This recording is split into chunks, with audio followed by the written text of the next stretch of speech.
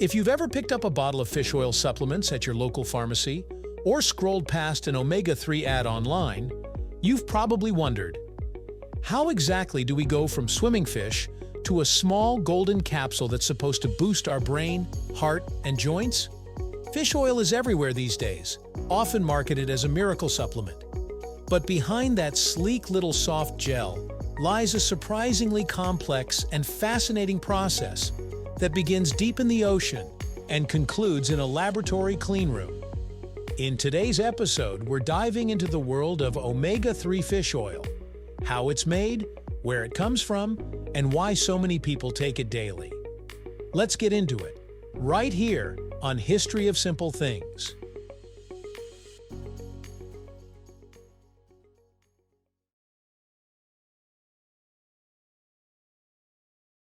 Before we get to the how, let's cover the what. Omega-3 fatty acids are essential fats, meaning our bodies need them but can't produce them on their own. We have to get them from our diet. These fats are crucial for everything from brain development and heart health to reducing inflammation and even improving mood. There are three main types of omega-3s you might hear about: ALA, EPA, and DHA. ALA is found in plants like flaxseed and chia, while EPA and DHA come primarily from marine sources, especially oily fish like anchovies, sardines, mackerel, and salmon. Fish don't actually make omega-3s themselves. They get them from eating algae, which is the real starting point of this story.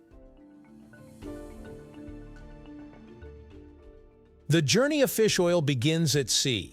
Commercial fish oil typically comes from small oily fish such as anchovies, sardines, and mackerel, species that are rich in EPA and DHA. These fish are usually harvested in massive nets called purse seines, which encircle entire schools at once. Most of the world's fish oil comes from fisheries off the coast of Peru and Chile, where the cold Humboldt Current nurtures enormous populations of these nutrient-rich fish. To ensure sustainability, these fisheries are closely monitored and regulated. Quotas are set, seasons are controlled, and bycatch, the accidental capture of other species, is minimized. Once the fish are caught, they're transported quickly to processing facilities nearby because freshness matters. Omega-3s are fragile and prone to oxidation, which we'll talk about more later. At the processing plant, the fish are cooked, not to make a gourmet dish, but to prepare them for oil extraction. This cooking step breaks down the protein matrix of the fish and releases the fat.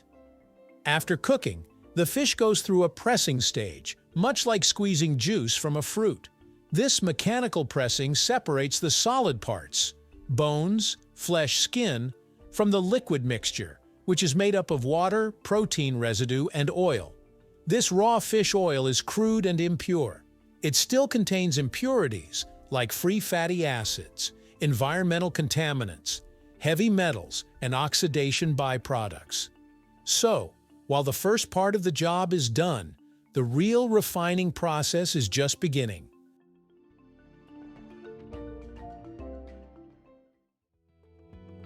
Next comes purification. This is where the oil transforms from cloudy, fishy goo into the clear, golden liquid we associate with supplements. The crude oil is first filtered and degummed to remove particles, water, and phospholipids. Then it undergoes a neutralization step, where unwanted free fatty acids are removed using a base like sodium hydroxide. But the star of the show is molecular distillation, a high-tech process that uses heat and vacuum pressure to separate substances based on molecular weight and boiling point. This step removes heavy metals like mercury, PCBs, polychlorinated biphenyls, dioxins, and other environmental toxins.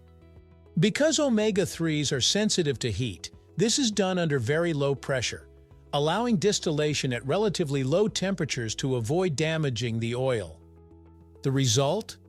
A much purer, more concentrated omega-3 oil.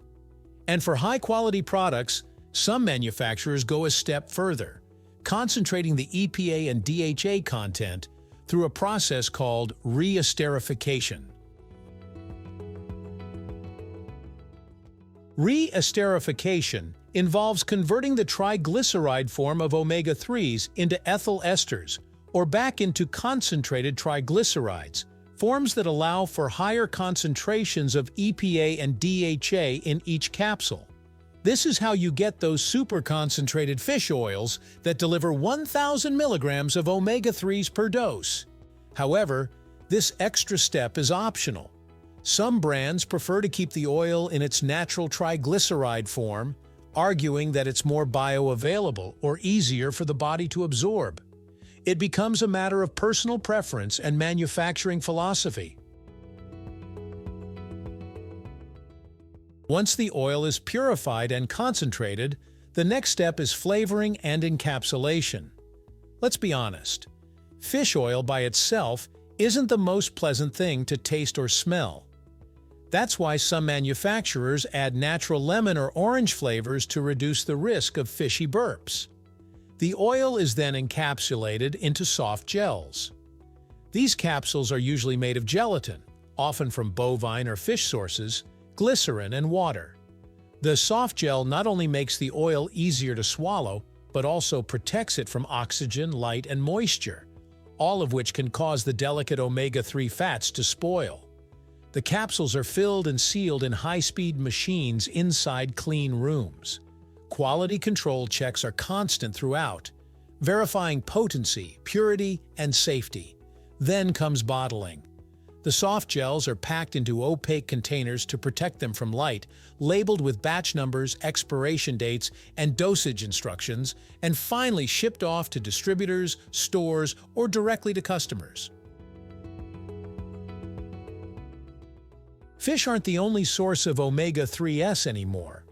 For people who are vegan, vegetarian, or simply don't like the idea of fish-derived supplements, there's algae oil.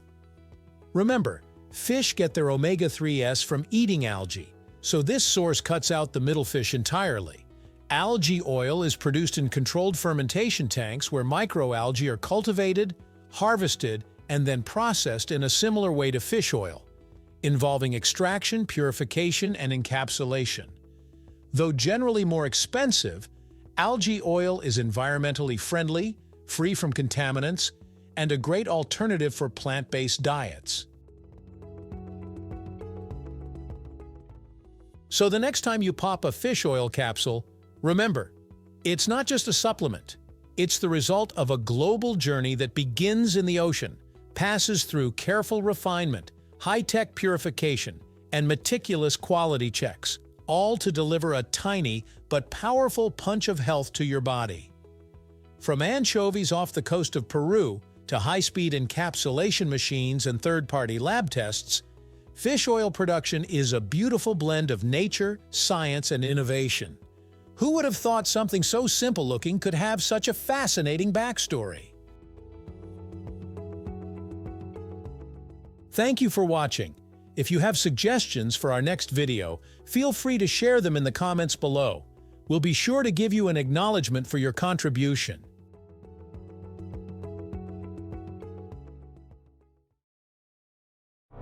Thank you for joining us on this journey through the history of simple things. Don't forget to like, subscribe, and stay tuned for more stories woven through the smallest details.